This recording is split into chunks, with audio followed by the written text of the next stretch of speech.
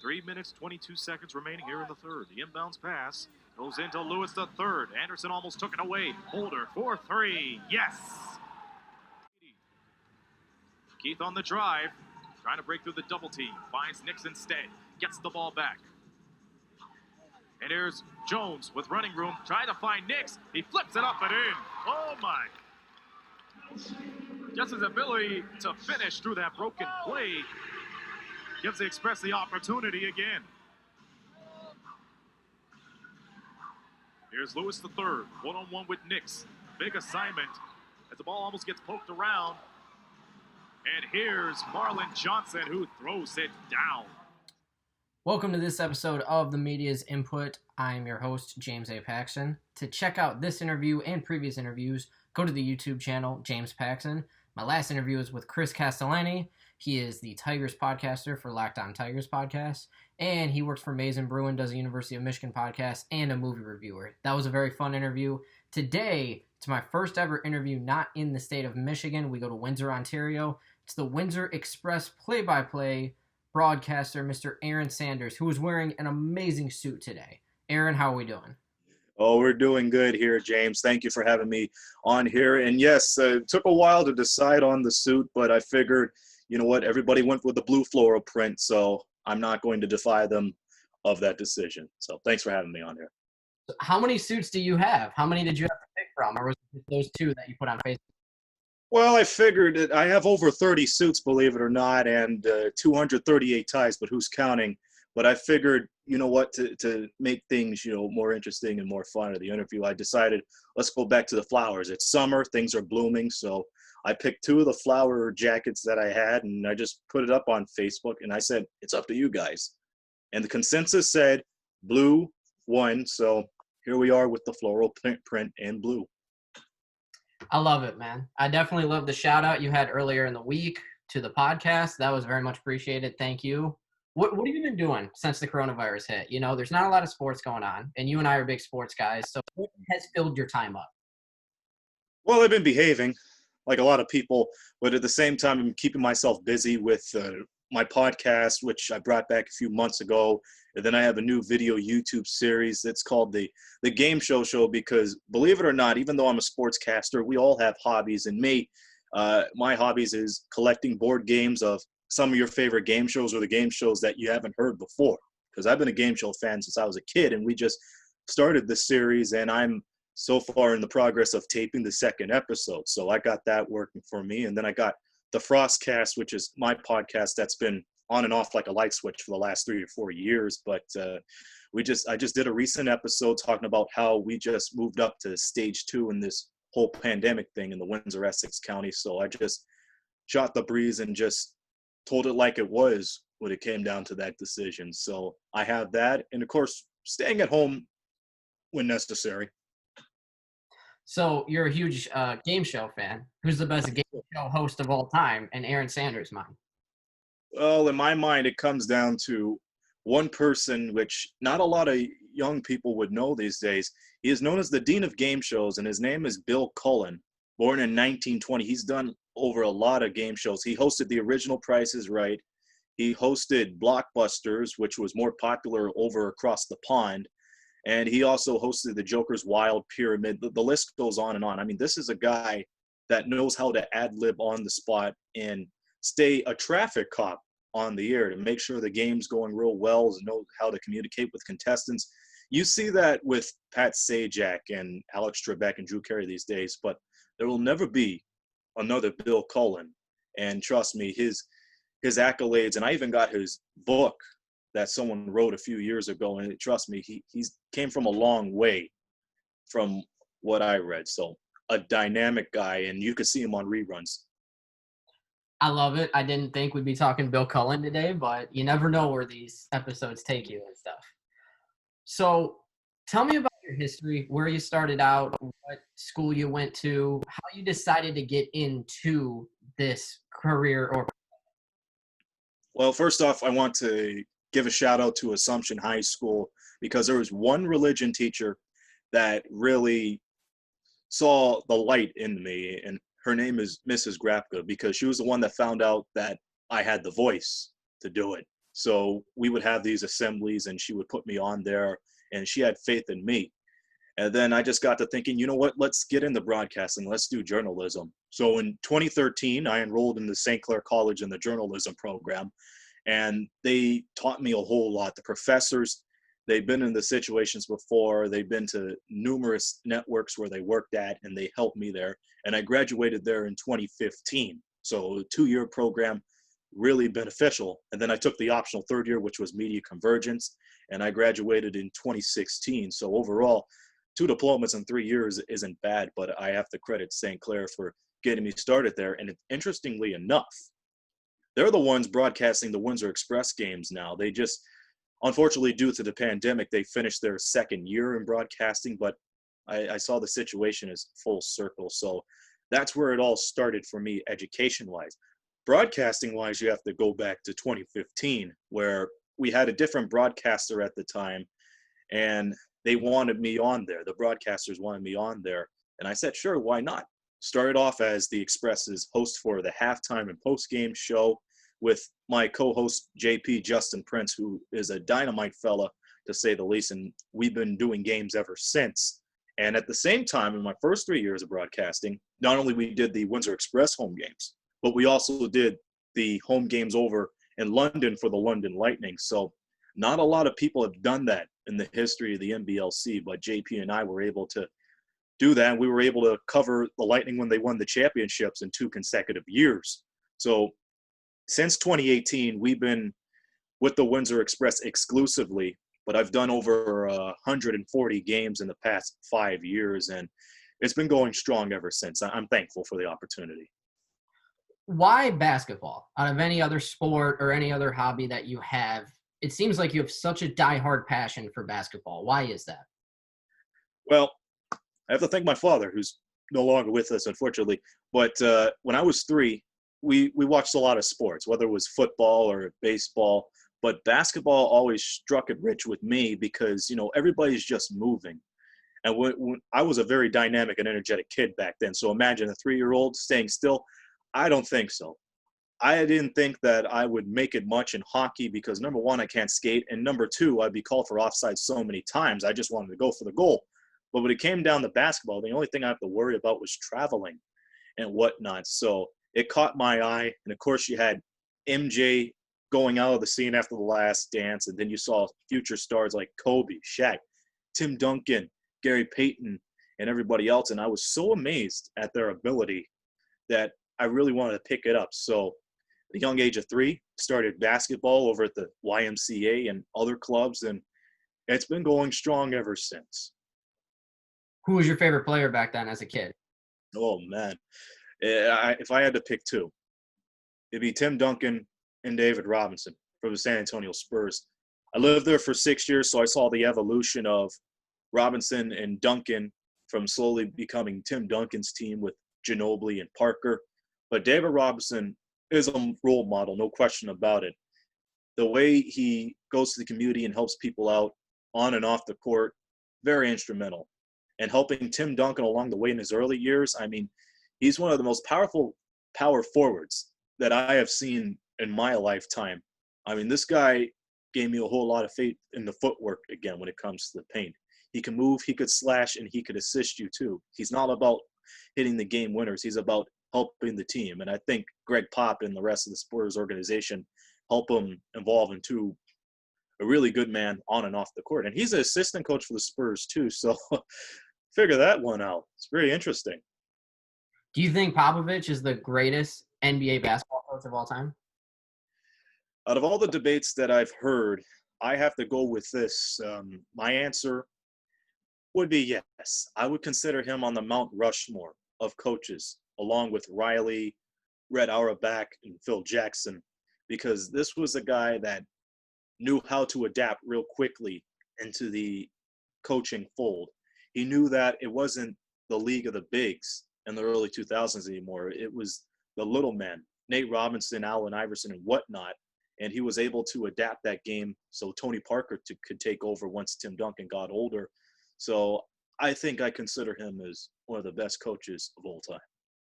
Who's the best coach right now who's not Greg Popovich in the NBA? Oh, that's a good question. I would have to say Brad Stevens of Boston, because the way I see it, there's a lot of people that came and went with the Celtics organization. Like, for example, Isaiah Thomas, he came and went. You got players like Gordon Hayward, even after his injury, he was able to adapt. And the Celtics still made it as far as the conference finals, I think, against LeBron. He's one of the most mild-mannered coaches, but he's one of the smartest ones, too. Came from Butler, and now with Boston, one of the most prolific franchises in NBA history. I just think his composure and his ability to adapt, once again, he's one of the up-and-coming coaches of the NBA, if I say so myself. Couldn't agree with you more. I think Brad Stevens is the best coach in the NBA right now. And what he's been able to do with Jason Tatum is unreal. Jason Tatum has potential to be a top 10 player in this league. And I think a lot of that has helped Brad Stevens because Tatum has become such a great shooter while going from Duke to Boston. Absolutely. And you know what? It goes to show that good players always know how to adjust and adapt. You could be a high flyer, but what if you're not allowed access to the paint? You got to shoot. And not a lot of big men could shoot. Well, a guy his size like Jason Tatum, he could do anything. He could be a two-way player. And I think Brad Stevens has done a terrific job of adapting Jason to the man he is today. And he still has a whole lot of years ahead of him. So I can't wait to see what he could do with the Celtics organization. And hopefully they'll be back in the conference finals. What are some of the most important broadcasting tips or advice that you've learned from being in the National Basketball League of Canada or at the Windsor Express? Well, you know, when it comes to the Express and the NBL Canada in general, I just lay it down to three things. First off, you have to look and know where you are. You know, look at your surroundings. Be aware of where you're at, because not a lot of people would be given this opportunity to broadcast or even cover a team. Whether if you're behind the scores table controlling the Jumbotron, the public address announcer, or even the coach, you got to be thankful for the opportunity, and don't think that you are entitled to it or take it for granted, because it could be gone tomorrow.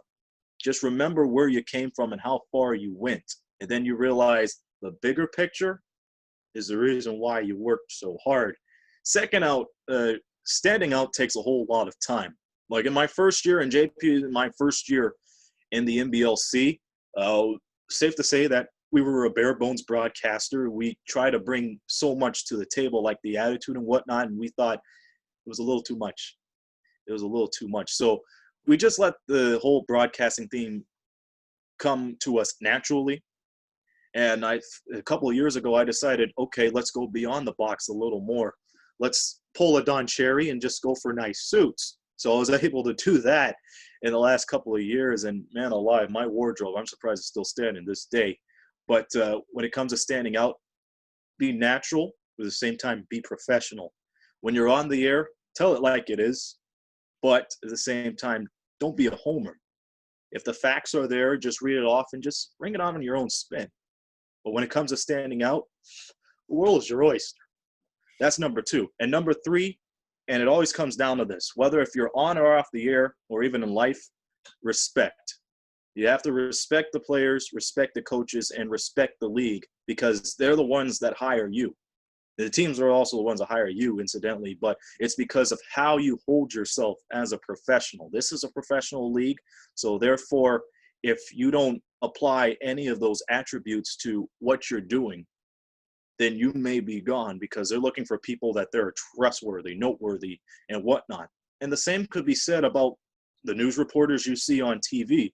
Like for a couple, Dan Rather, Walter Cronkite, people respected them because they had respect for the viewers to give them the information. And I think we'd be doing a disservice for the fans and everybody else in the league if we didn't respect them as we respect ourselves. So those are the three things. Look and know where you are. Standing out takes time. You don't have to force it, and respect. It's the bottom line. I love it. And I think one of the most important things you said is that it takes time. A lot of people in broadcasting, journalism, business, they're not patient at all. And how important is patience to this business? It's a whole lot, because when you're at a young age, and take it, I'm the youngest broadcaster in the league at 24 years old. I came in at 20, and I thought, if I talk a lot more, then people would get where I'm coming from. But since we're broadcasting this online, everybody could see what's going on. If it was on radio, it would be a different story because you have to talk nonstop. And I'm sure you know a thing or two about that. But when it comes to TV, you realize you could be a whole lot more patient than anything. Like a play-by-play announcer, you don't have to describe everything. Just let the play breathe. If the crowd's telling you the story, if they're loud, you let them do that. But it takes a whole lot of time to do that. And you could even have a whole season. From the first game, you'd be like, okay, that bombed a little bit. I should have just cut things down and just, ease down on the tension. And then up to the last game of the season, you could realize a big difference, saying, okay, I did that. We got the blueprint going down. It's very important because you don't want to overdo it to the point where you create stress or just try to overdo it. Everybody could see the action for itself, and all you got to do is just talk for 5 seconds, and that's it. Boom. Or let your color commentator, get the job done. You start the sentence, and then they finish the sentence, no matter what. So going into its 10th season for the NBL of Canada, who is the top 5 players in the league in your opinion? Currently in the league, I could just name off 5 right now, which really made an impact in the last few years. Number 5 would be AJ Gaines of the London Lightning. He's our own Dominique Wilkins. The way he just attacks the basket is just phenomenal, especially on transition. So he's worth mentioning. Number 4, Ryan Anderson of the Windsor Express. And here's the reason why I think he's in the top 5. It's not because of his play on the court. It's just because of his leadership. As a new father, he's done a terrific job adding that into his family and onto his teammates. And granted, he didn't have the best scoring season due to injuries this year, but he was able to be one of the few NBLC players to be in the high scoring squad, if you will. I've known him for like 5 years, especially when he started with Windsor with his first championship and then went to London in 2016. And he has evolved a lot as a player, as a mentor, and I think one of the highest role models in the NBLC. Number 3, Chris Jones of the Windsor Express. This is a guy which I firmly believe could be one of the dynamic guards in the league. He's a 6th man, and he came in last year as a rookie, and he scored off the bench, and he was on fire. And because of that, he was able to start 12 out of 15 games this season, and he averaged 22.3 points per game. Now, anybody that goes off the bench and scores more than 20 points a game has to be recognized for something. Number 2, Antoine Mason of the Halifax Hurricanes. And get this, he is the son of NBA player who's no longer with us, Anthony Mason, back in the New York Knicks days. And the fact that he was able to help out the Hurricanes after taking a year off is phenomenal. I mean, he's a guy that has the body and can destroy baskets at any time, almost 26 points per game. But the number 1 player right now, Billy White of the Moncton Magic, and he was just named the most valuable player of the league. And he gives me a whole lot of faith in the post game once again. In the last few years, I thought it was a little man league, but man, this guy comes to work every time. I mean, he has no hesitation to the basket. The way he presents himself at the post, very intimidating, which is good for Moncton. And on top of that, he scored 52 points in a single game this year, a career and franchise high. And get this, he did it against his former team, the Halifax Hurricanes. So those are my top 5 NBL players at the moment, and I think they are worth recognizing. And in the years to come, people are going to say just one word: Billy, Ryan, AJ, Chris, Antoine. They'll know who they are. So being a play-by-play broadcaster and a public address announcer, what are the main differences in preparing for both, and what makes a great public address announcer? Well, the difference when it comes to a broadcaster and public address announcer, it comes down to the facts. Because remember, early on in the show, I said when it comes to the broadcasters, you have to have respect. And if you see stats, you could just relay them as much. As a public address announcer, you could study the facts, but not a lot of people don't want to know about the facts. Like, say, for example, nobody wants to know that somebody averages 20.2 points per game. But at the same time, they have to know who scored 20 points in that game. So it's a little easier when it comes to studying for broadcasting and public address announcers, because when it comes to public address announcing, I just label it down to three things. The knowledge of the game, whether if it's a travel, goaltender, or a personal foul, the crowd has to know that right away. Number two, you can let the crowd tell the story. At the same time, don't let yourself get too ahead of yourself. I mean, there's a lot of personalities as a public address announcer, like John Mason of the Detroit Pistons. He's known for that. He's very colorful in his own right, but you got to make sure you let the crowd tell the story. If somebody knocked down a three, you don't have to go on for 20 seconds and say, it's a three or whatnot, because they know. Just say blah, blah, blah for three and let the crowd continue on. When the whistle is blown or when the basket is made, that's where you go on. And plus, I can't scream that much anyhow. I'll probably have laryngitis throughout the game and somebody have to take over. That would be bad for me.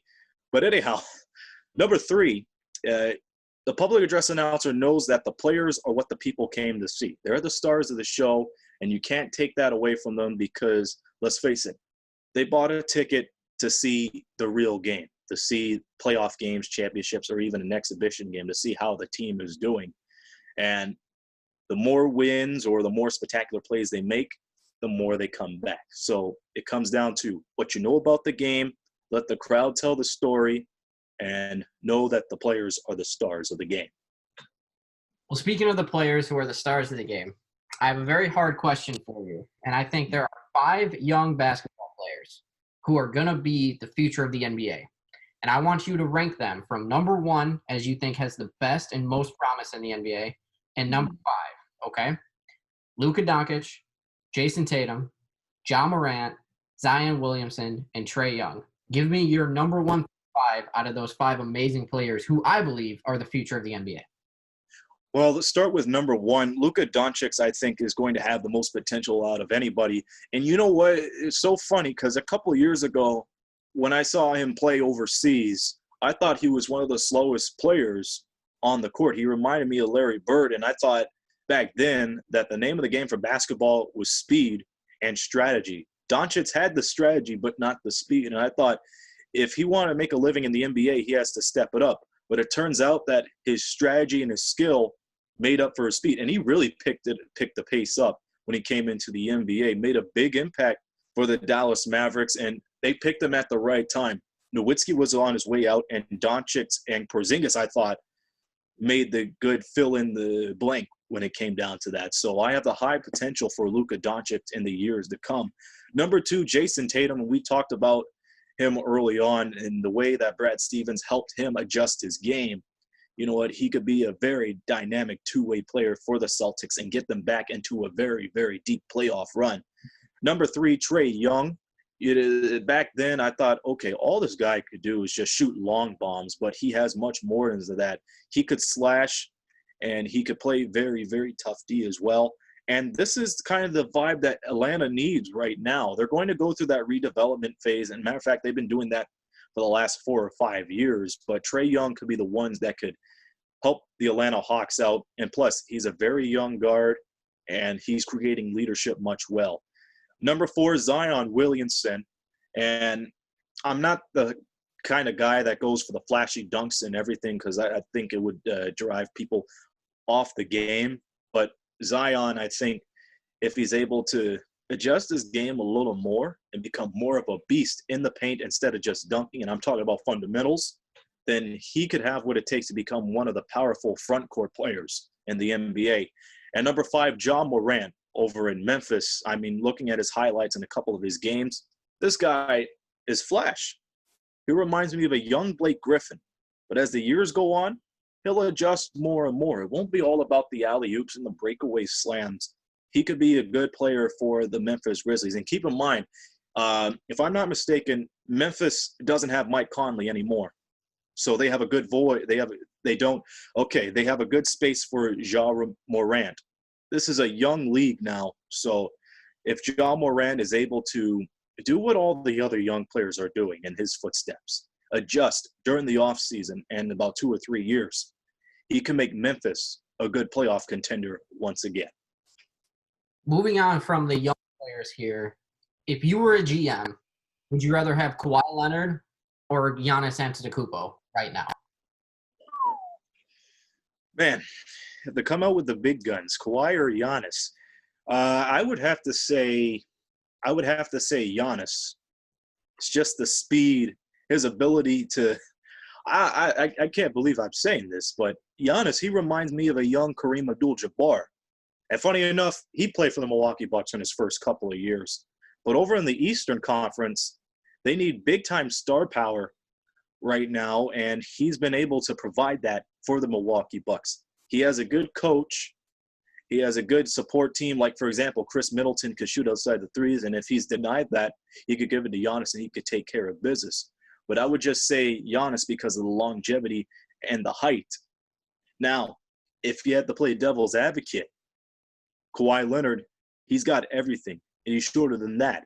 He's very good on the transition, but he could also open up plays for everybody else when he's at the top of the key too. But when he gets that ball and he sees a lane open, you best get out of the way. But I'm still going to say Giannis because I think he's going to become a powerful player in the East. He's already a superstar, and plus he's got the length. I mean, I think he could go from one end to a court to another in about less than 5 steps. Not a lot of players could do that. I love both players, but one thing that really made the difference when you think about it is Giannis became a decent three-point shooter over the past year compared to years past. And you have a Giannis Antetokounmpo who can out-rebound everyone, who's an amazing defender, who's really good in transition, and then he's going to shoot over 30% from the three. He'll be the best player in the league. It's absolutely unreal to see the big guys actually go anywhere outside the paint. I mean, when it comes to big guys shooting threes, it reminds me of Bill Laimbeer back then in the 80s. I mean, the guy was tall and he held his own, but he also shot it from downtown. But it goes to show how far you could go in the NBA if you adjust your game. It's not all about one location. It's all about being a versatile player. A mid-range jumper, a three-pointer, that can make a key difference. But the most important thing is don't stick to your sweet spot often. Everybody's going to catch on to it, and eventually the fire is going to die out. So to have a very versatile player like Giannis shooting for threes, again, it brings me a whole lot of faith that the big men are really stepping it up and making a big difference in the NBA once again. Absolutely. I couldn't agree more. And I do think there'll be more improved big men in colleges in the years to come that will go into the NBA. No question about it. So we're talking basketball, and the NBA is supposed to play in Orlando at the end of July. But do you think the season's going to even start? Do you think it's going to survive the coronavirus? Do you think it's going to finish? How do you see this playing out as the NBA is trying to finish the season in Florida with the virus kind of going upward again in that state? At the moment, a lot of people want to speak in an optimistic tone, but me, considering how things are going in Orlando, I would say they would play like a couple of games before, the cases start piling up much and much more. And I was just looking at the cases in Orlando right now, and it's disheartening to see all those cases go up like that. So the NBA would be lucky if they get a couple of weeks down over in Orlando, but Florida is one of the main states that have the majority of the cases over in the US of A. So even though you take a lot of protocol, you have to be careful. And if the NBA isn't careful and if they don't keep their distance, they may not be able to finish the season, which would be the first time in league history that they wouldn't be able to finish the season. So at the moment, I say no because of the way the situation's going right now. Do you think it would have been smart where a couple months ago they would have just scrapped the whole season? Absolutely. Because everybody's just still hanging on in suspense, and you have to take in consideration the league and the Players Association are finding ways to finish off the season. I get that. Like, you have to crown one champion because nobody's going to say, oh, we're going to end the season in the tie. But in this situation, with the cases piling up and in the situation we're at right now, especially in the United States, sports should be the last thing that should be on people's minds. I mean, the health and safety will always be a priority one. Even before the coronavirus, health and safety, all right? And then even afterwards, we're going to look at it in a different way and an even much stronger way too. So if they would have canceled the season, I think they wouldn't have as much doubts. I don't care what anyone says about how optimistic the NBA is starting the season, but if you have more cases piling up, and on top of that, having the tournament or whatever they're having at a place where all these problems are piling up, it's a little bit odd and it's a little bit disappointing, because I would think that they would just hold off and go to a state where they have little to no cases at all. But the way things are going right now, it's pretty little chance right now. Very, very impossible, if I want to put it that way. Where can people check out the podcast and the YouTube show and follow you on social media? Okay, so the Frostcast, that's my podcast, which I used to do weekly, but I'm doing it every once in a while now. You could follow it on Facebook. I got my own page for it. It's the Frostcast with Aaron Sanders. You could also catch it on Spotify, Anchor.fm. And for the game show with me, you could catch it on YouTube under my S231995 channel. And if you have me on Facebook, you could see the episodes there too. Once again, I'm in the progress of taping my second episode, and it should be up either by Monday or at the end of next week. So you got that. And of course, you can follow me on Twitter at @ASandersWindsor to see what I'm getting up to and see what I hope will happen in the months to come. And if there is an NBL of Canada season that starts in December? Absolutely. You could follow them on social media at NBL Canada on Facebook, Twitter, and Instagram. And I just want to say before we carry on here, the NBLC, I have to give thanks to them, because they and the Windsor Express gave me my first break in sports broadcasting.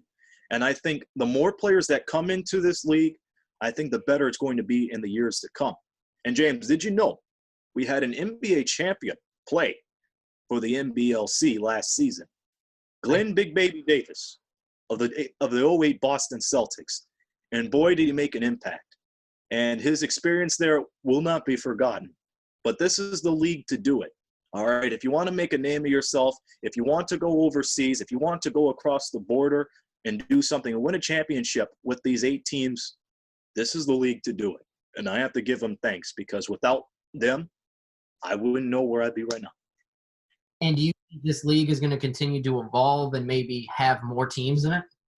I think so. I firmly believe so, because in the last couple of years, we've had teams that really made a big difference in their region. We had a team from Newfoundland and Labrador, the St. John's Edge, and in their first year, they were able to pack the Mile 1 Center, and plus they had a Newfoundland great figure in Carl English, who was basically his come home story. And a season ago, we had the Sudbury Five come in the Sudbury region, and you know what, the response and the rapport has been very, very fantastic. So I think in the years to come, we're going to see more players outside, more teams outside Ontario, more players coming in to get that experience, and who knows what will come from it. I think we're going to have nothing but positive vibes. And plus, the league's lasted for 10 years. 10 years.